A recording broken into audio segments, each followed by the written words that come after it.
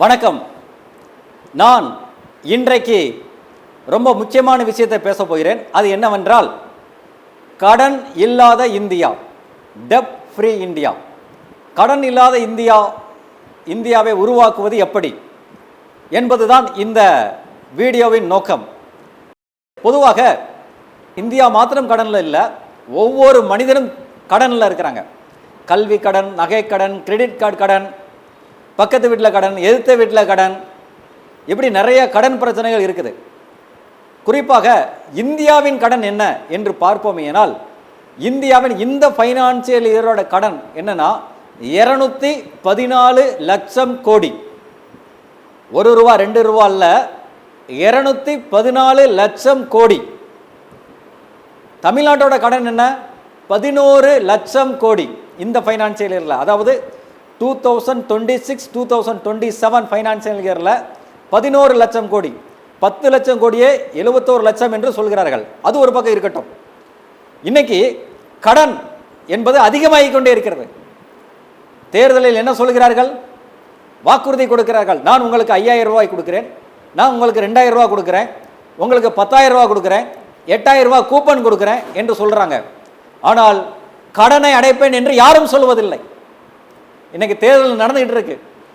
மக்கள் எவ்வளவோ கஷ்டப்படுறாங்க. அதனால என்ன சொல்றாங்க? உங்களுக்கு வாஷிங் மிஷின் கொடுக்குறோம், ஃப்ரிட்ஜ் கொடுக்குறோம், அது கொடுக்குறோம், இது கொடுக்குறோம். ஆனால் இதனால் இந்த கடன் அடைபடுமா? இந்த கடன் இன்னும் அதிகமாகும். அப்போ இந்த கடனை அடைக்கிறது எப்படி? நான் அரசியல் பேசல. பிரதம மந்திரியோ, முதலமைச்சரையோ, இல்லை எம்எல்ஏக்களையோ, எம்பிக்களையோ, இல்லை எந்த அரசியலும் பேசணுங்கிறது என்னுடைய நோக்கம் அல்ல. அரசியல் நோக்கம் அல்ல, ஜாதி நோக்கம் அல்ல, மதம் நோக்கம் அல்ல. இந்தியாவின் கடன் அடைபட வேண்டும் என்பதுதான் நோக்கம். பார்த்தீங்கன்னா இந்தியாவில் எவ்வளவோ tax, income tax, GST, import tax, இறக்குமதி வரி, ஏற்றுமதி வரி, அதோடு மாத்திரமல்ல, ரோடு, கார் வாங்கினா டேக்ஸ், பைக் வாங்கினா டேக்ஸ், ரோடு டேக்ஸ், ஒவ்வொரு டேக்ஸ் எல்லாமே டேக்ஸ், டோல்கேட் அது ஒரு டேக்ஸ். இப்படி நிறைய வரி இருந்தும் ஏன் கடனில் இருக்குது? இந்தியாவும் ஏன் கடனில் இருக்குது? இந்த கடனை அடைப்பதற்கு நாம் என்ன செய்யணும்? ஒரு 7 முக்கியமான பாயிண்ட்டை நான் சொல்ல போகிறேன். இந்த 7 முக்கியமான பாயிண்ட் என்ன பார்க்கணும். முதலாவது பாயிண்ட், ஒவ்வொரு அரசியல்வாதிகளுடைய சொத்தையும், அதாவது 100 கோடிக்கு அதிகமாக சொத்து வைத்திருக்கிற அரசியல்வாதிகளின் சொத்துக்களை இன்வெஸ்டிகேட் பண்ணணும். அதாவது அது உண்மையிலே சம்பாத்தியம் பண்ணாங்களா, நேர்மையாக சம்பாத்தியம் பண்ணாங்களா, உண்மையாக சம்பாதம் பண்ணாங்களா? குறிப்பாக எம்எல்ஏக்கள், எம்பிக்கள், அமைச்சர்கள், முதலமைச்சர்கள், பிரதம மந்திரி, இவர்களுடைய சொத்துக்கள் எவ்வளவு, அவங்க உண்மையாக தான் சம்பாத்தியம் பண்ணாங்களா? அப்படி 100 கோடி ரூபாய்க்கு மேலே சொத்து சம்பாத்தியம் பண்ணியிருக்காங்கன்னா அதில் எப்படி ஊழல் செஞ்சுருக்கிறாங்க அதை நல்லா பார்க்கணும். பார்த்துட்டு அந்த சொத்துக்களை பறிமுதல் செய்ய வேண்டும். இது முதலாவது ஒரு பாயிண்ட். இரண்டாவது என்ன செய்யணும்? அரசியல் கட்சிகளின் சொத்து மதிப்பு 100 கோடிக்கு மேலே எந்தெந்த அரசியல் கட்சிகளுக்கு சொத்து அதிகமாக இருக்குது? சில அரசியல் கட்சிக்கு பார்த்தீங்கன்னா சொத்துக்கள் அதிகமாக இருக்குது. 1000 கோடி, 2000 கோடி, 3000 கோடி, 6000 கோடி கட்சிகளின் சொத்து மதிப்பு. அது எப்படி சம்பாத்தியம் பண்ணாங்க? அரசியலுக்கு வந்து எம்எல்ஏ ஆகி, எம்பி ஆகி, அந்த பவரை பயன்படுத்தி தான் டொனேஷன் என்கிற பேரில் வசூல் பண்ணியிருக்கிறாங்க. அப்போ இது ஒரு சட்டவிரோதமான ஒரு வளர்ச்சி. அரசியல்வாதிகளின் சொத்துக்கள் அதிகமாக இருக்கிறது, அரசியல் கட்சிகளின் சொத்துக்கள் அதிகமாக இருக்கிறது. ஆனால் இந்தியா கடனில் இருக்குது, தமிழ்நாடு கடன் இருக்குது. இது எந்த விஷயத்தில் நியாயம்? அது ஒரு பக்கம் இருக்கட்டும். முதலாவது அரசியல்வாதிகளின் சொத்துக்களை பார்க்க வேண்டும். இரண்டாவது 100 கோடிக்கு மேல் சொத்து வைத்துள்ள அரசியல் கட்சிகளின் சொத்துக்களை பறிமுதல் செய்வதற்கு லீகல் இன்வெஸ்டிகேஷன் பண்ணணும். சட்டப்பூர்வமான அந்த வழிமுறைகள் செய்ய வேண்டும். அடுத்து என்ன செய்யணும் என்று பார்ப்போமேனால், 100 கோடிக்கு மேலே சொத்து வைத்துள்ள கார்ப்பரேட் கம்பெனியோட சொத்துக்களை இன்வெஸ்டிகேட் பண்ணணும். 100 கோடிக்கு மேலே எவ்வளோ சொத்து வச்சுருக்கிறாங்க?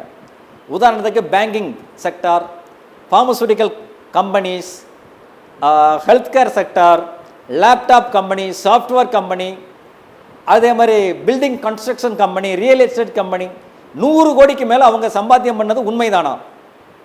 ஏன்னா 100 கோடிக்கு மேலே சம்பாத்தியம் பண்ணுறது சாதாரண விஷயம் அல்ல. அவர்கள் உண்மையிலே சம்பாத்தியம் செய்தார்களா என்பதை பார்த்து, அவர்கள் சட்டவிரோதமாக சம்பாத்தியம் செய்திருப்பார்களே ஆனால் அவர்கள் சொத்துக்களை பறிமுதல் செய்ய வேண்டும். இன்றைக்கி கார்ப்பரேட் கம்பெனிக்கு மேலே கேஸ் எவ்வளவோ இருக்குது.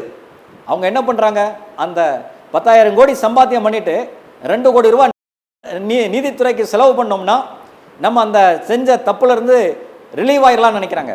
ஆனால் அது உண்மையல்ல. நாம் நேர்மையாக மக்கள் எல்லோரும் சேர்ந்து இந்த கார்ப்பரேட் கம்பெனியில் உள்ள சட்டவிரோத சொத்துக்களை பறிமுதல் செய்ய வேண்டும்.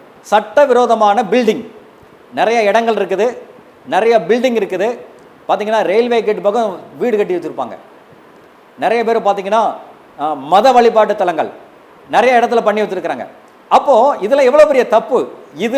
இதை இன்வெஸ்டிகேட் பண்ணி அந்த அன்அப்ரூவ்ட் லேண்டை பறிமுதல் செய்யணும்.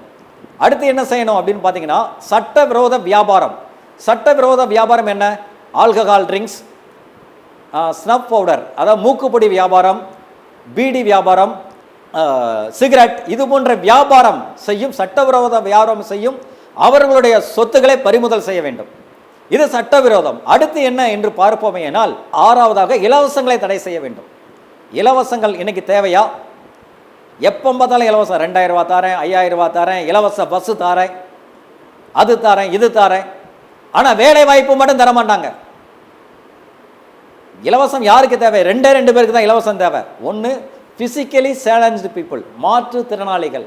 இன்னொன்று வயதானவர்கள், 60 வயசுக்கு மேலே உள்ளவங்களுக்கு நீங்கள் இலவசம் கொடுங்க, தப்பு கிடையாது. மீது எல்லா இலவசத்தையும், ஃப்ரிட்ஜ் இலவசம், வாஷிங் மிஷின் இலவசம், டிவி இலவசம், எல்லாத்தையும் தடை செய்யணும். அடுத்து என்ன செய்யணும்? இந்தியாவின் கடன் அடைபடையணும்னா காவல் அதிகாரிகளும் சட்ட வல்லுநர்களும் நேர்மையானவர்களாக இருக்கணும். இதை செய்வோமே ஆனால் இந்தியாவின் கடன் அடைபடும். இதில் எந்த ஒரு மாற்றமும் கிடையாது. அவர்களுடைய நோக்கம் கடன் அடையப்பட வேண்டும் என்கின்ற ஒரு நோக்கமாக இருக்க வேண்டும். ஆகவே தான் இந்த வீடியோவை நான் பதிவு செய்கிறேன். மீண்டும் சொல்கிறேன், இந்தியாவின் கடன் அடைபட வேண்டும் என்றால் இந்த 7 முக்கியமான காரியங்களையும் நாம் செய்தே ஆக வேண்டும். அதோடு மாத்திரமல்ல, நமது இந்தியா வளர்ச்சி அடைய பொருளாதார வளர்ச்சி, கல்வி வளர்ச்சி, விவசாய வளர்ச்சி, சுகாதார வளர்ச்சி, இது மேம்பட வேண்டும். இவைகளை நாம் செய்வோமேயானால் கண்டிப்பாக நமது இந்தியா கடன் இல்லாத இந்தியாக மாறும். தமிழ்நாடு கடன் இல்லாத தமிழ்நாடாக மாறும். ஆகவே மீண்டும் சொல்கிறேன், அரசியல்வாதிகளின் சட்டவிரோத சொத்துக்களை பறிமுதல் செய்ய வேண்டும். அரசியல் கட்சிகளின் சட்டவிரோத சொத்துக்களை பறிமுதல் செய்ய வேண்டும். கார்ப்பரேட் கம்பெனிகளின் சட்டவிரோத சொத்துக்களை பறிமுதல் செய்ய வேண்டும். அன்அப்ரூவ்ட் லேண்டில் பில்டிங் கட்டவங்களுடைய சட்டவிரோத சொத்துக்களை பறிமுதல் செய்ய வேண்டும். ஆல்கஹால் ட்ரிங்க்ஸ், மதுபானம், இது போன்ற சட்டவிரோத வியாபாரம் செய்வர்களின் சொத்துக்களை பறிமுதல் செய்ய வேண்டும். இலவசங்களை தடை செய்ய வேண்டும். காவல் அதிகாரிகளும் நீதித்துறையினர் நேர்மையாக செயல்பட வேண்டும். இதை செய்வோமானால் கடன் இல்லாத இந்தியாக மாறும். மேலும் எம்எல்ஏ எம்பிக்களுக்கு நான் சவால் விடுகிறேன், உங்கள் சொத்துக்களை விற்று இந்தியாவின் கடனை அடைக்க தயாரா? இதை தேர்தல் அறிக்கையாக வெளியிட தயாரா? உங்கள் சொத்துக்களை விற்று இந்தியாவின் கடனையும் தமிழ்நாட்டின் கடனையும் அடைக்க தயாரா? இந்த தேர்தல் நேரத்தில் உங்கள்கிட்ட நான் கேட்கிறேன். இதை தேர்தல் அறிக்கையாக வெளியிடும் அரசியல்வாதிகள் மட்டுமே நல்ல அரசியல்வாதிகள் என்பதை பதிவு செய்து கடன் இல்லாத இந்தியாவை உருவாக்குவோம், கடன் இல்லாத தமிழ்நாட்டை உருவாக்கும் என்று சொல்லி விடைபெறுகிறேன். நன்றி, வணக்கம்.